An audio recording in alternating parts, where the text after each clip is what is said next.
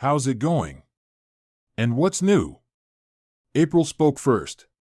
So, Andy, tell me what's new in your life and where you're working for our book. I told a few facts about how I joined the service and where I was working now. I didn't know if Melissa had told them about the operation, so I left that out for now. Then they asked me about Trina. I told them about the travel agency Trina worked for. Mandy looked surprised. Oh my God, this is so weird. What's weird about working at a travel agency? I asked. It's just that her ex-boyfriend, Zach Carter, works at the same travel agency but in Chicago. It's so weird, old friends working for the same company but in different states. How do you know that, Mandy? Have you talked to him? No, we talked to his mother last week. She told us all about him and how rich and powerful he is. I remember in high school, all the girls wanted to date him. His mom says he's still in great shape and works out every day. Can I get a copy of his profile? I think Trina would love to get in touch with him. I didn't need the information for Trina. I wanted it for myself. I was starting to smell a rat, a very large rat.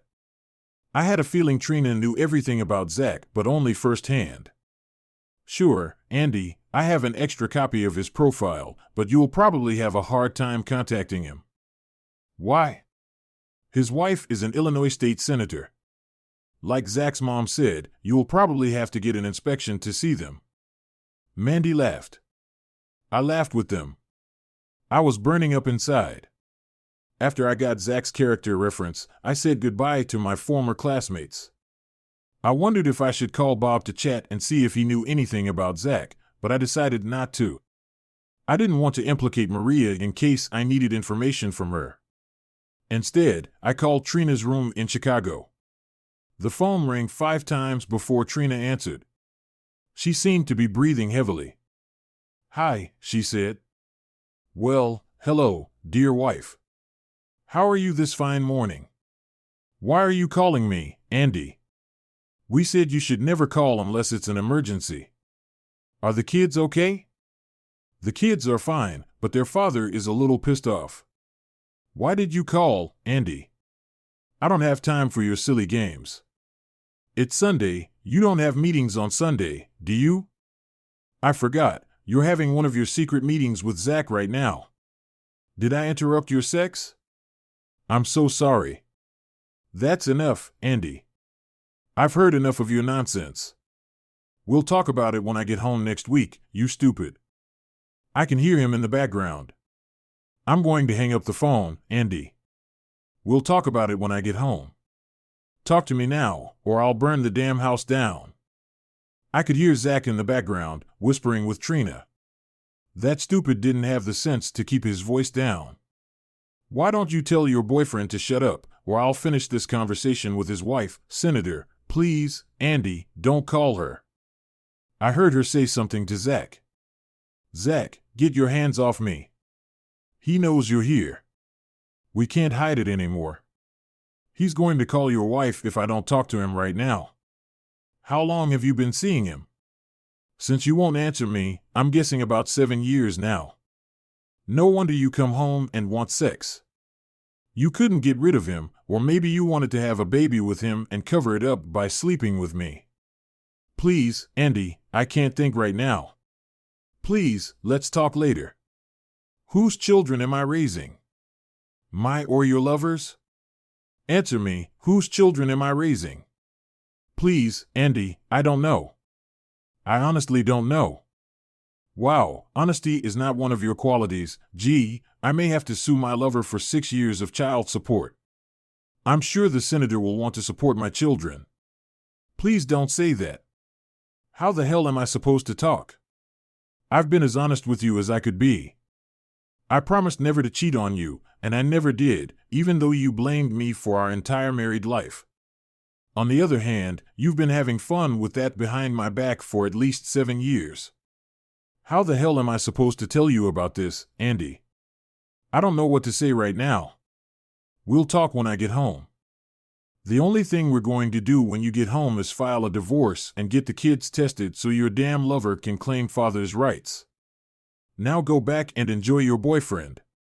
Just so you know, if the kids pass the test and turn out to be mine, I'll take them away from you. No, you can't take my kids away from me. I hung up the phone. I needed more information. I called Bob. He was back from a fishing trip. He was usually only gone for a few days. Bob, Andy here. I lost Trina's room number and thought you might have Maria's number. He handed it to me and asked if there were any problems. No problem. I just wanted to ask her something. Okay, thanks, Bob. I called Maria's room and she answered. Hi, Maria, it's Andy. Hi, Maria. It's Andy. Trina isn't here right now.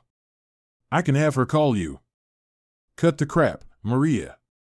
I know where she is, who she's with, and what she's doing. I don't know what you're talking about.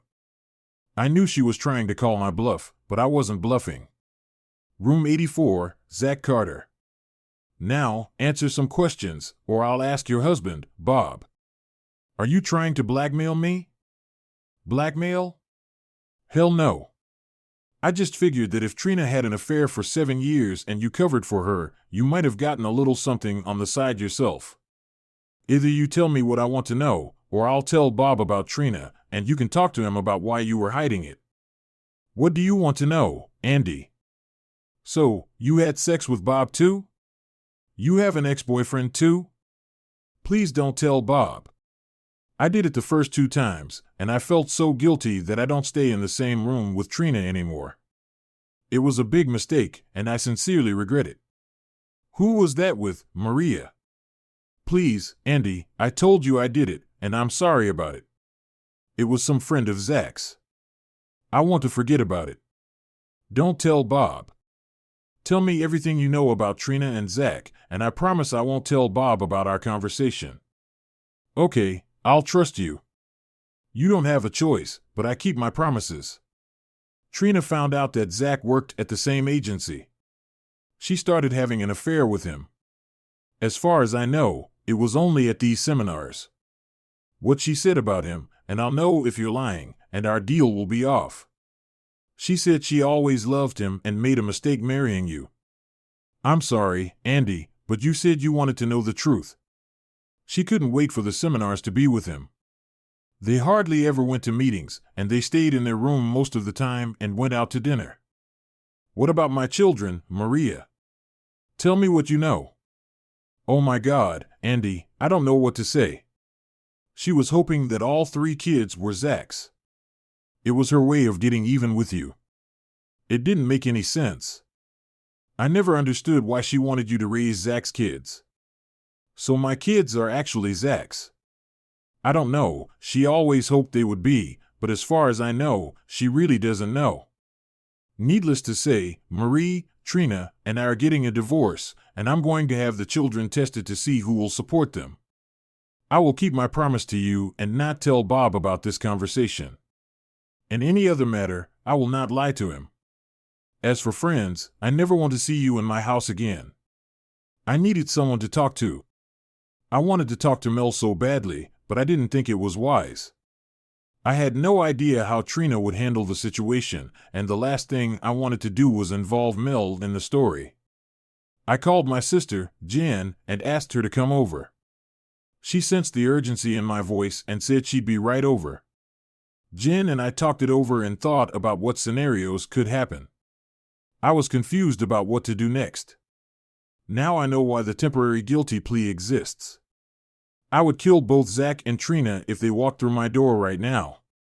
Jen and I agreed that we should call Zach's wife. She's earned the right to know what kind of bastard she married. I looked at Zach's profile, and it showed his home number. I called it, but I got the receptionist. I asked to speak to Mrs. Carter. There was a pause, then I was told to wait a minute. Who is it? The woman asked. I'm Andrew Connors from Ohio, and you're Mrs. Carter? Yes, that's right, but I'm called Senator Conroy. My husband's name is Carter. Well, Senator, your husband is at the hotel right now having fun with my wife. I thought you might want to know. Damn him, she said. He said he's not seeing that married woman anymore. Is her name Trina? Yes, that's her, Trina Connor from Ohio, his high school girlfriend, who would soon become my ex-wife. Mr. Connors, thank you for making me aware of the situation. I can't talk right now, but I'll have my people contact you in the next few days. I don't want to talk to your people. If you want, I'll talk to you in person. I don't need anything from you, I just wanted to make you aware of your husband's infidelity. I hung up. Obviously, she knew about her husband's cheating. I wondered if Trina was his only girlfriend. Well, now I'd have to sit around and wait for Trina to show up and start divorce proceedings.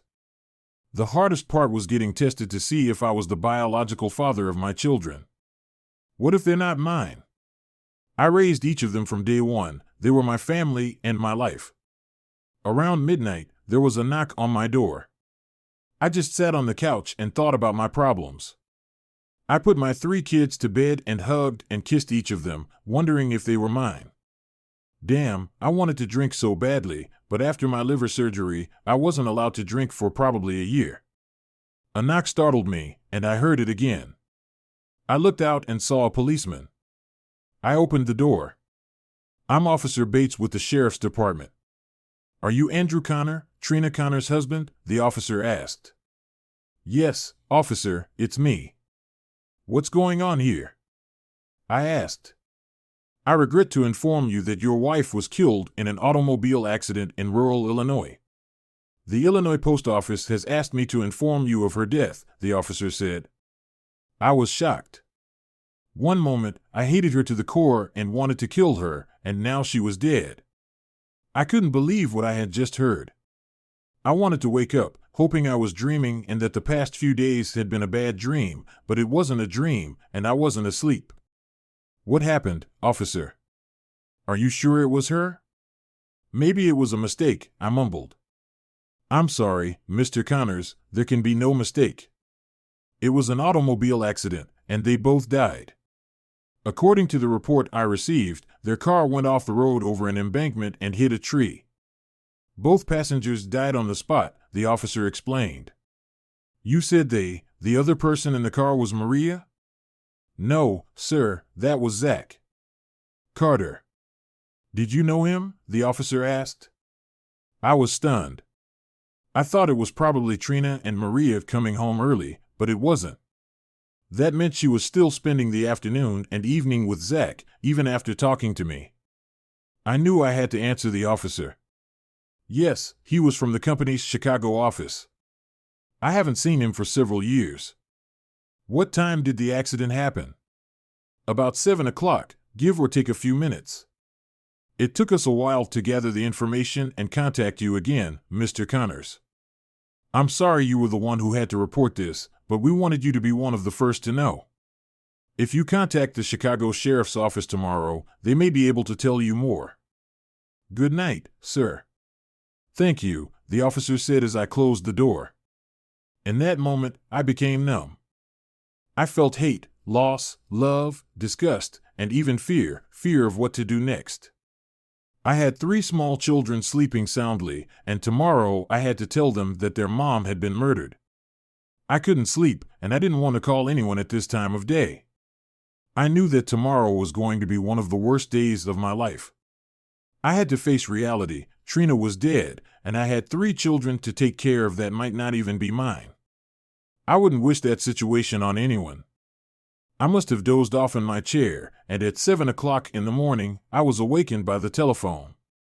The caller ID said personal call. I answered it. Mr. Andrew Connors, a voice said. Yes, that's him. Who's calling? 1 second, sir, the voice said. Then I heard the female voice I'd heard yesterday. Mr. Connors, this is Senator Conroy. Janice Conroy. Under the circumstances, I'd prefer to be called by my first name. I know you've been informed of the accident. I'm very sorry for your loss, but I need to talk to you. I need a big favor. Mrs. Conroy, you lost your husband too. I know the situation is not going to be the best for either of us. What kind of service do you need? Can you not mention the affair between my husband and your wife? I know it will sound bad, but it will ruin my political future. There is nothing I can do right now to change the situation, but it will ruin my life. So, you want me to lie and say it didn't happen? No, of course not. I just don't want you to talk about this affair in the press. You're going to get a few calls. I can take care of it from this side and let it go quietly, but I know someone will be looking for a story here. It's not going to be good for either of us. Mrs. Conroy, I won't interfere with personal matters if you will do two things for me. What do you want? I'll do it if I can.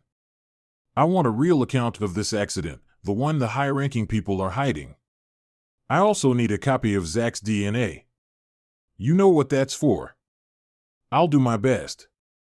I'll be expecting him shortly after the funeral. Please don't take me for some kind of swindler. I want to know, I need to know the truth at all costs. I'll get you what you want. I just hope you'll be a man of your word and keep the affair a secret. I always keep my promises, Janice. Always good. Then I'll get the reports to you as soon as possible. And thank you. I hung up the phone and made coffee. I knew it was early, but I called Jen and told her about the accident. It took her by surprise, but she said she'd be right over. My mom and dad were always up early, so I let them know about it too. Now for the hard part. I called Trina's mom and dad. Her dad picked up the phone, and I told him the sad news. I explained as best I could and told him that she and Zach had just gone out to dinner, and Zach was taking her to the hotel when the accident happened. They asked me to keep in touch with them, and of course, I said I would. My kids got up. I made them breakfast, and after Jen showed up, we took the 3 kids into the living room and told them the very sad news. Renee, Ashley, you're going to have to be very brave. Mom's dead, and she's not coming home. Tears came to their eyes, and they began to cry. Of course, when little Andy saw his sisters crying, he started crying too. It was the hardest thing to watch, my children cry. I hugged each of them and let them cry. I tried to be strong for them, but I was crying myself too. I held the girls, and Jen held Andy. We did our best to answer their questions. There was a knock on the door, and Jen called out, "Come in." It was Mel. I'm so sorry to hear what happened. She and Andrea were both crying. Ashley ran over to Mel and climbed into her lap while Mel sat down and gently rocked my youngest daughter. Andrea sat next to her mother. How did you know? I asked Mel. Jen spoke up. I called her after you called me. I hope you don't mind. Of course not. I was just surprised. When the kids had calmed down a bit, Andrea offered to take them to their rooms and play games with them. It was a godsend because shortly after they left for their room, the phone rang. It was journalists and reporters.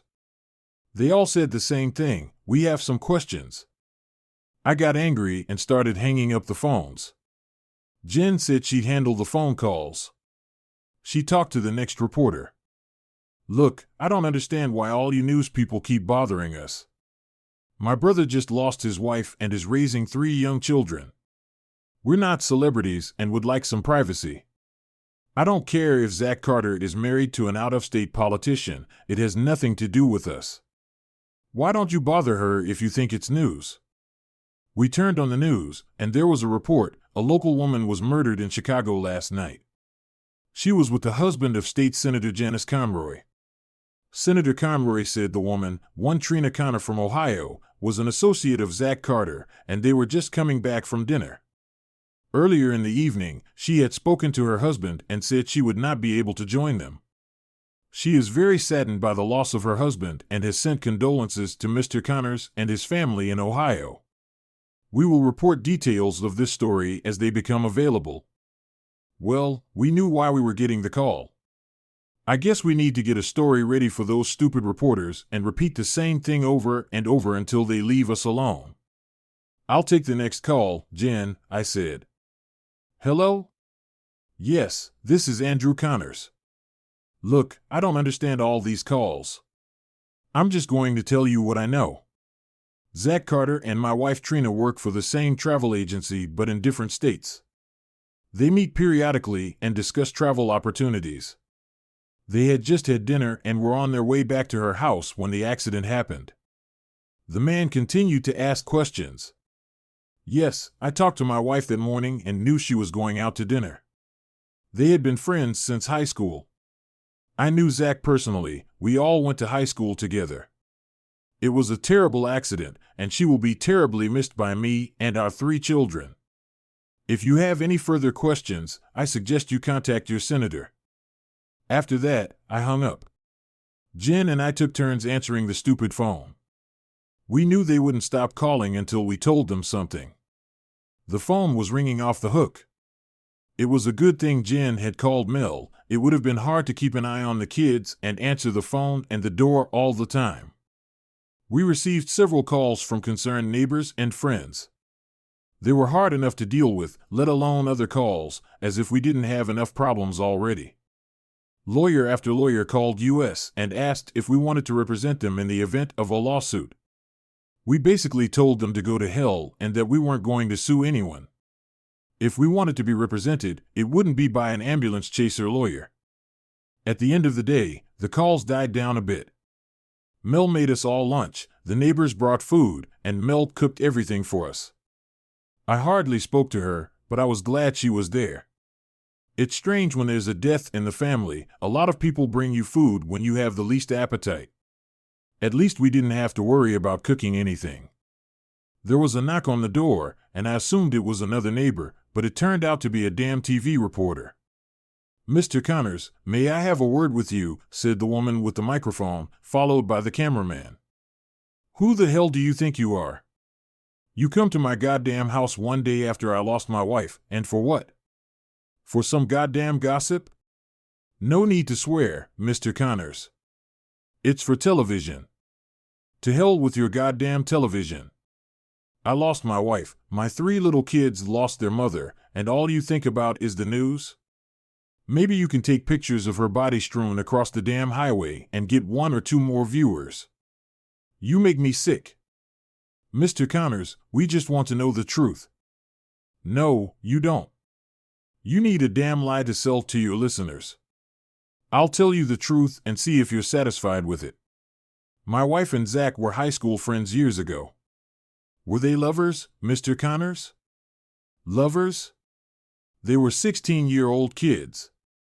Do you consider those to be lovers? You're just a sick man. My wife and I are married. We have 3 children ages 2, 4, and 6. She works full-time at a travel agency. Tell me, when did she have time to have a torrid affair with an ex-boyfriend 2 states away? But she was with him. Yes, they had a business meeting in Chicago, and they went out to dinner. A lot of old friends have dinner together. I talked to her the day before, and if you were listening to your own TV station, you would have heard that Senator Conroy was going to go to dinner with them. All you want is damning gossip and trying to ruin lives." At that moment, little Andy was peering out of the storm door. "Look at the door, at my son. Tell him you think his mother is a. And all she wanted was an affair with an ex-boyfriend. Tell my little boy that his mother didn't love him, that all she could think about was wanting to have sex with another woman's husband." I wanted so badly to say, "Screw it," but out of respect for the children present outside the door, I didn't. You disgust me. I've said before that I wouldn't wish a situation like this on my worst enemy, but in your case, I might make an exception. Let some reporter blow your life to pieces with lies and accusations, and you can live with it. One last thing, if I hear one lie about my wife or family on your news network, you can consider me suing your ass along with your network. You weren't invited here, and there are no celebrities living here. Now get off my property." When I got back to the house, I picked up my boy and just hugged him, and he hugged me back.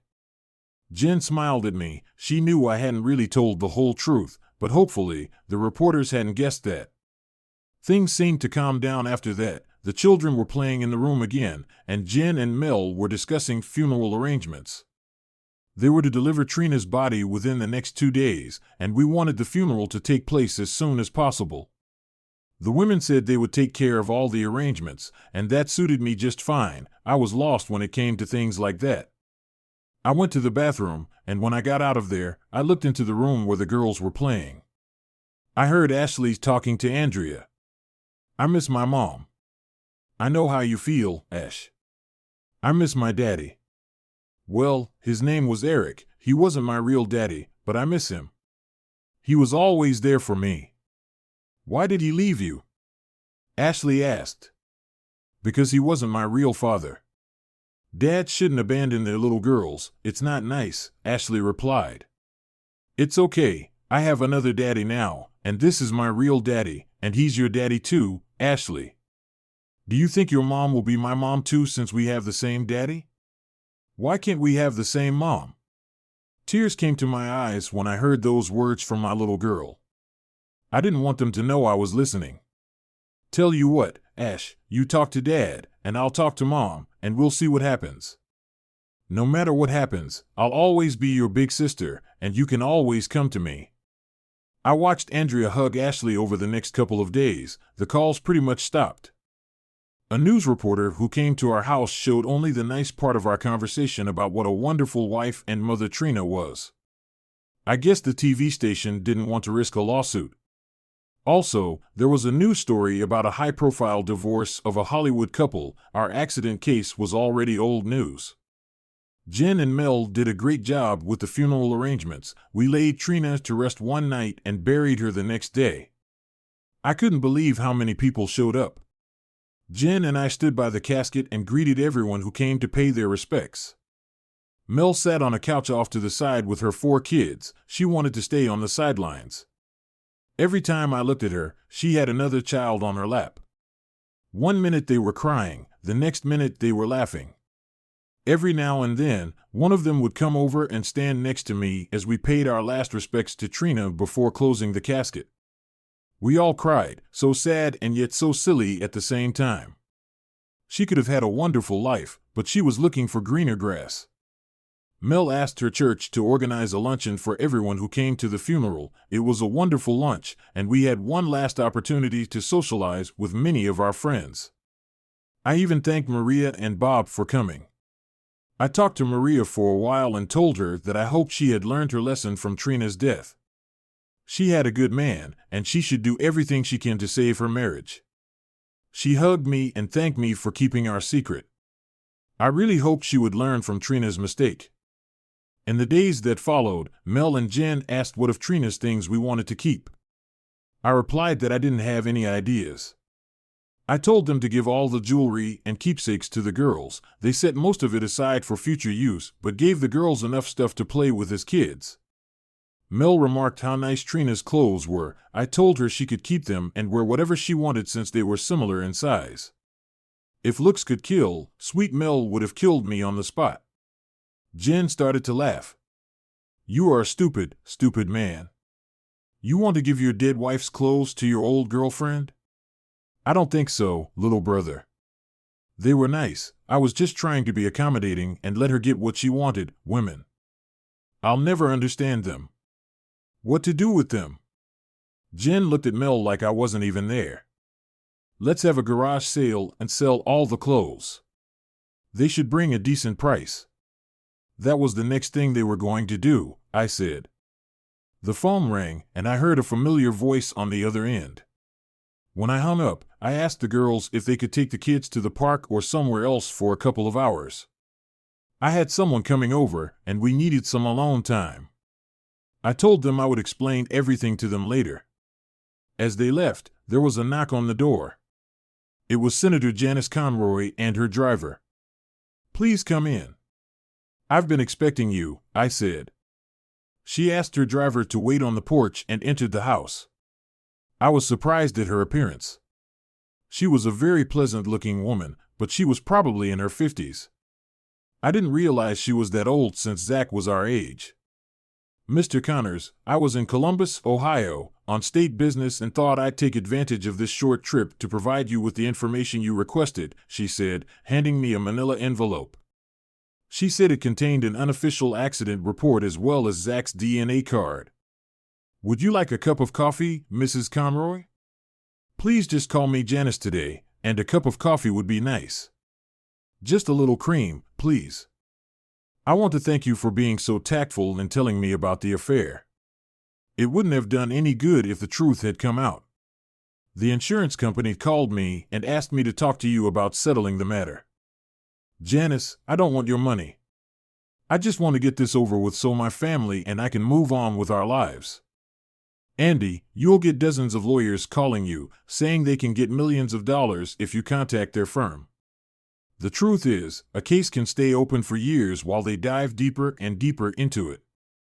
The insurance company doesn't want that to happen, and neither do I. They've made you an offer. If you accept it, the case will be closed, and you won't be bothered anymore. Since the case is settled, what is this offer you keep talking about? Is it your money? Like I said, I just want it to be over. It's the insurance company's money. They'll give you $100,000 for each of your children and put it in a trust account. The money will be paid out after they turn 18, and you will be the custodian of the account. The children will receive the money only at your direction until they turn 25 years old. Then they will manage their own accounts. Why are they offering this money? Was there any offense? No, it's just that everyone is obsessed with the courts these days. It's easier to sue someone than it is to look for a job. This will just close the account. They'll also pay for all the medical expenses after the accident, hospital bills, ambulance bills, and other expenses. So you'll get $300,000 plus medical payments. That's $400,000 plus medical. I have 4 children, not 3. My second daughter lives with her mother, but if I agree to this, she should get her share too. I'm sorry I didn't know about that. I'll make sure you have enough for all 4 kids. So if we're done, I'd like. Janice, this may be the last time I see you. Can you tell me about you and Zach and why you let it go on after you found out? I think so you deserve to know. I met Zach when he was in college. He was a tough, gruff guy. I was asked to teach a political science class, and we became friends. As you can see, I'm 25 years older than Zach. At first, it was fun to be with a young man and teach him about love.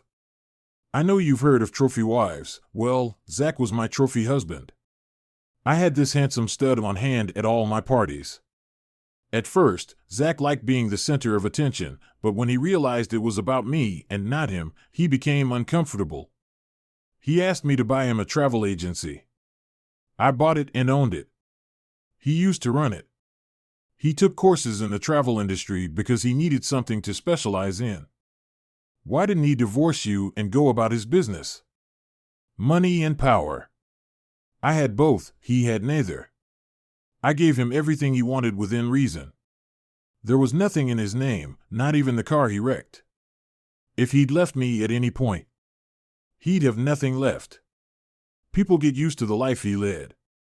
He met your wife at one of the conferences about 7 or so years ago.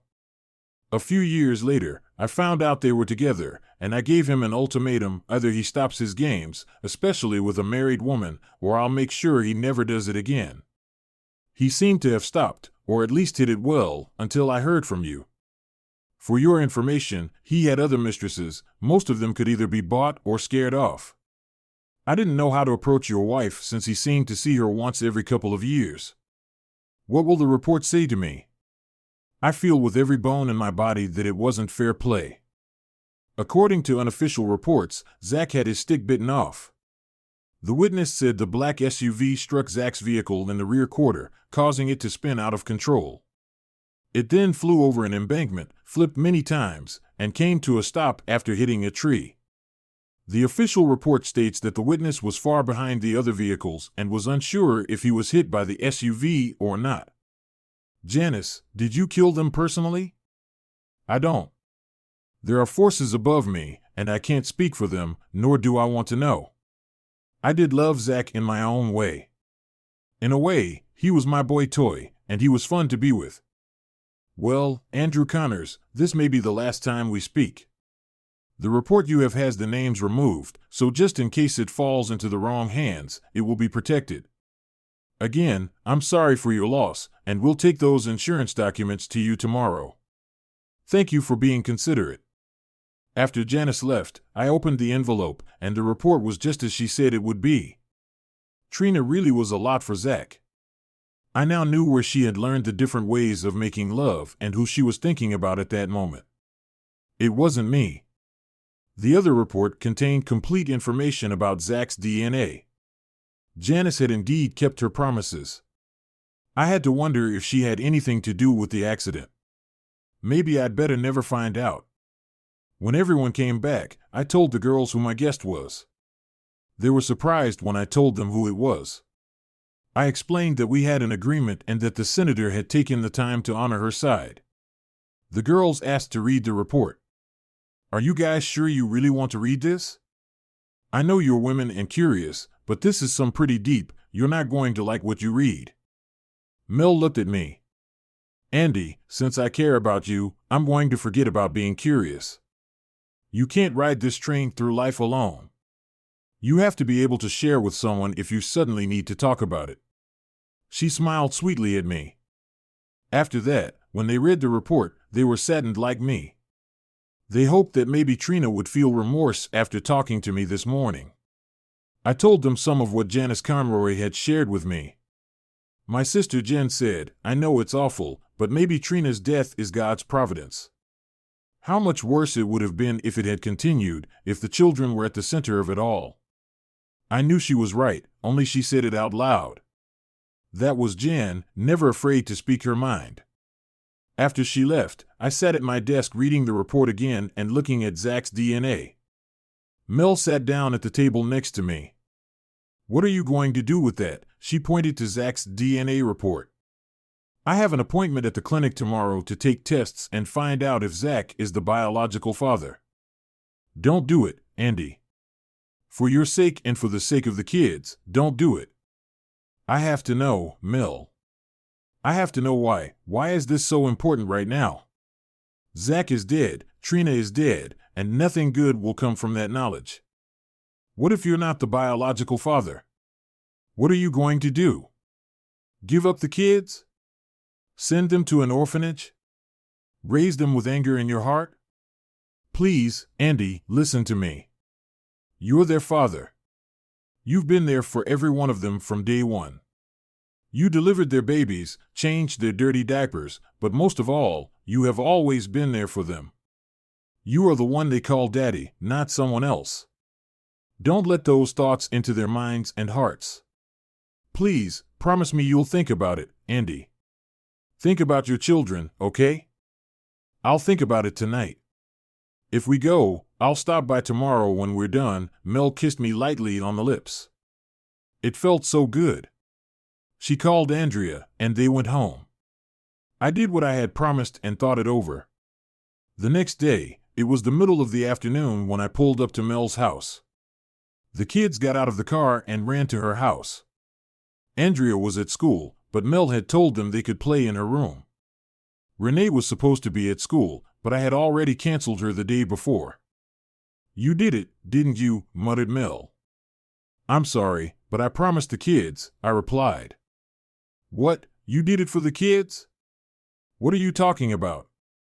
I promised the kids that I would take them to McDonald's for lunch, and I'm keeping my promises, I said. She smiled. So you didn't follow through? Well, you know, different thing, not lunch. No, I thought about what you said. They are my children, and always will be. I want to keep it that way. So what happens now? I sat on the couch, and Mel came over and sat on my lap. After the funeral, we were the closest we'd been, aside from the occasional kiss. It was so nice to be around her. She was a wonderful woman. You'll grieve for a while. We'll start dating, and then you'll ask me to marry you. I'll say yes, and we'll live happily ever after, just like in a fairy tale, she said with the most beautiful smile on her face. I smiled too. What if I don't want to marry you? What then? Then I'll just live with you. I already lost you once, it won't happen again. Besides, I've heard that babies talk, they like me, you know that, and I love them. How about sex? Are you good? I started laughing. Honey, it's not just going to be sex with you, it's going to be love, and it's going to be great. Mel was laughing now too. About that time, Andrea came home from school. She saw Mel sitting on my lap and started smiling. Andrea, she shouted to the rest of the kids, Renee, Ashley, Andy, come here quickly. There's something you need to see. Mel stayed where she was, not moving an inch. The children came in. The last one, of course, was Andy. They smiled at Mel. Ashley spoke first. Does that mean you're going to be our mom since our mom is dead? With tears in her eyes, Mel got off my lap, walked over to Ashley, knelt down, and hugged her. Sweetheart, I would love to be your mom. Your other mom will always be with you in your heart, and I will be here to take care of you. Andy wanted a hug too, so he walked over, and Mel hugged the baby. Renee came up to me, Daddy, when are you getting married, and where are we going to live? Well, honey, first I want to make sure you kids want us to get married. Of course, there is, Dad. What a silly question. We already love Mel, and you're Andrea's dad. We just want to know where we're going to live. Honey, I haven't even asked Mel to marry me yet. Well, do it, Daddy, do it right now. All the kids started yelling, do it, Daddy, even little Andy. I laughed, and Mel almost cried. I walked over to her and took her hand as she stood up. I knelt down in front of her and said, Mel, my children and I all love you. Will you be their mom and my wife? I have to buy you a ring to make it official. I wasn't planning on doing it today, but I can't think of a better time and better witnesses. Before I could finish, the kids were already saying, answer him, Mommy. Answer him. The funny thing is that even before she answered, the kids started calling her Mommy. How much longer do I have to think about this, kids? After all, it's a big step, Mel replied with a smile on her face. Just a minute, Mom, Andrea replied. We both know you've wanted this your whole life. Oops, there goes another secret. Andrea looked back and smiled at me. Mel tried to look serious, but she wasn't very good at it. After careful consideration, I decided to say yes. I will marry you, Andrew Connors. The kids were jumping up and down and saying, kiss her, Daddy. Kiss her and seal the deal. I did, and it felt so good. Kids, just so you know, we won't be married until sometime later. We have a lot to do first, but we will see each other almost every day, Mel replied. She didn't want to explain to her children about waiting after death, but she told them they could call her mom if they wanted to. After the kids went back to Andrea's room to play, I looked over at a smiling Mel. That went well, I said. She laughed. If we're going to date, are we going to have sex? If so, can we do it on the first date? For you, honey, anytime you want. We don't even need a date. Saying that, she walked over to the phone and called my sister Jen. What was that? I asked. Jen is coming over to take the kids to the movies. They wanted to see a children's movie called Happy Feet, and Jen is going to take them, honey. I have a question for you. Are you and I going to stay here and close the deal we made earlier? Before I could say anything, she called the kids back into the room. Kids, Aunt Jen and Uncle Ralph are coming to take you all to Happy Feet. The kids started jumping up and down. Daddy and I have some things to do, but we'll be here when you get back. Be good for Aunt Jan and Uncle Ralph. Do you hear me? Yes, Mom, we can all hear you, replied a smiling Andrea. Jen and Ralph showed up a few minutes later. Ashley ran up to them as soon as they crossed the threshold of the house. Mom and Dad are getting married, and you can come to the wedding, but we don't know when it will be yet. Jen looked us over. Kind of unexpected, right, guys? She smiled, which signified her approval. Renee says yeah. Dad proposed in front of all of us. It was great. They kissed and everything to seal the deal, all of them replied, smiling, until Ralph was nudged by Jen's elbow.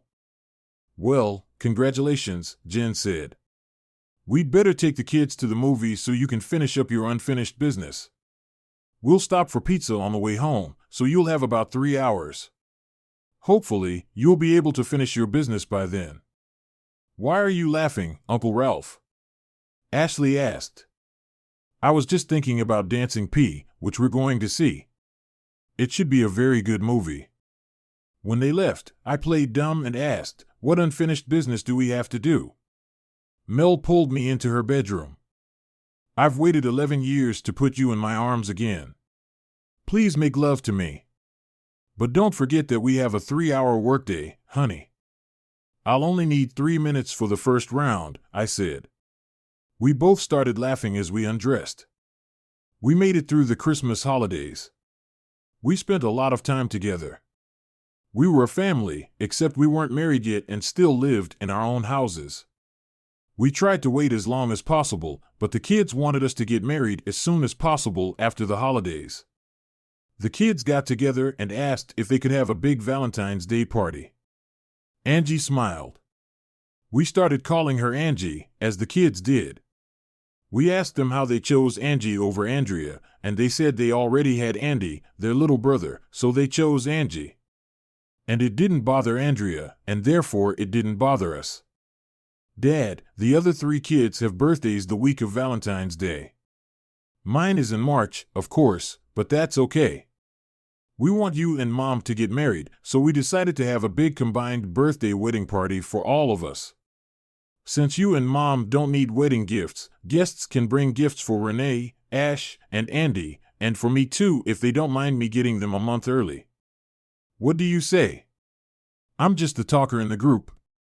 All of us kids thought it was a great idea. Mel and I couldn't keep from laughing. All these kids had gotten together and were making plans for us. We believed Angie, plus the other kids, were with her and waiting for our answer. The problem was how to proceed without hurting their feelings. Angie, I know you and the others have given a lot of thought to the planned party. I think we should find out what your mom has to say about it. I had no idea what to say to the kids. Just looking at their faces and the look of hope on their faces was so sweet. I had to pass the responsibility on to Mel. Mel looked at me, then at the kids' faces. She knew I had dropped it in her lap. I tried not to look at her while she searched for an answer. Mel said, I'm a little surprised at you kids. Having a big birthday party is one thing. The fact that Daddy and I got married is okay too. But expecting everyone to come to the party and bring you all presents is wrong. I thought we taught you to put others first. I'm a little embarrassed that you used our wedding to give yourselves gifts. The children lowered their little heads. Mel seemed to say the right things to them. Mom, if we turn down the presents, can we have a birthday party and you and Dad still get married? Mel looked back at me for help. I tried to keep my face straight, kids. Since your father is leaving it up to me, I agree to the birthday party. She then looked at me. I also agree to the wedding. We will have it as a family celebration, but we won't ask our guests to bring you gifts. I was caught off guard. To be honest, I didn't think she'd agree to a family party. Mel was full of surprises too. The kids were jumping up and down. They hugged Mel and then came over and hugged me. Epilogue, we had a month and a half to get everything done. I went back to work, so most of the planning fell on Mel's shoulders. Of course, Jen was there to help her. They became best friends. They were closer than most sisters. The girls rented a hall at the church, and since she was a member of her church, she had no trouble finding a church and a pastor for the weekend closest to Valentine's Day. Our color scheme was red, red and white, and lots of hearts. Once again, the women from the church offered to cook dinner. We told them we wanted to pay for all the food, and of course, the cake. It was to be a small wedding, with Jen as matron of honor and her husband, Ralph, as best man. We had 2 young attendants, 1 flower girl, and 1 ring bearer. Guess for yourself who it was. I was wearing a beautiful suit, and Mel looked like an angel in a blue dress. When the music started, tears streamed down my face. First down the aisle, staggered was my son, walking down the aisle with a ring attached to a cushion. He was followed by my daughter, Andrea, wearing a blue dress, the same color as Mel. She was followed by Renee, also wearing a blue dress. Ashley was next as the flower girl. The wedding march sounded, and Mel was led down the aisle by her father. When she saw the tears in my eyes, I knew she was feeling the same emotions. I don't know why, but I was nervous. I had married the love of my life after years of turmoil with my first wife. When the priest said, "You may kiss the bride," and I heard the applause, I realized the church was full of people. As I looked around the crowd, I saw so many old friends and family members. Until that moment, I had been completely focused on Mel. When we walked down the hall, there was a large poster that read, "Congratulations to the Connor family on their recent marriage." A second poster read, "Happy birthday to Renee, Ashley, and Andy Jr., and happy birthday to Andrea, who doesn't have a birthday until March." When the kids saw the banners, they were so happy. There was also a stack of birthday cards for each of them. When we sent out the invitations, we said it was a combined birthday and wedding celebration. It was the best Valentine's Day anyone could dream of. For the honeymoon, we decided to wait until June when the kids were out of school and take them all to Disney World. We shared rooms, the kids shared 2 double beds, and we got a twin bed. We played with the kids during the day and made love at night with the door closed. The kids couldn't understand why we were tired every morning when we got home. Jen came in to see us and told us she was expecting her first baby. We were so happy for her and Ralph. We knew they had tried, and we were so happy that it had worked out. They had a son. Andy will now have a little buddy to accompany him for the next few years. We made the decision to sell my house and move into Mel's house, both of which were spacious and old yet meticulously maintained. It seemed like the best choice to distance ourselves from Trina's belongings. We organized an auction and successfully sold off most of the furniture and, naturally, the house itself. The children were ecstatic beyond measure, each receiving new bedroom sets. With the insurance payouts, we wisely deposited the children's money into individual accounts for their future. That marked the conclusion of the accident's aftermath. Reading about Senator Conroy's overwhelming re-election, it became evident that many sympathizers had supported him. It served as a reminder that life presents unexpected challenges, but occasionally, things align perfectly, leading to a major success. And that's precisely what happened for us. I never actively checked on the children, but I kept Zach's details in a secure place. Perhaps someday, when the time is right, I'll summon the courage to pursue comparative tests. For now, the joy of one of my children running into my arms, embracing me tightly, and calling me Daddy reassures me that I made the correct choice. Thank you for tuning in. I hope you found it enjoyable. Don't forget to subscribe to my channel and catch the next video.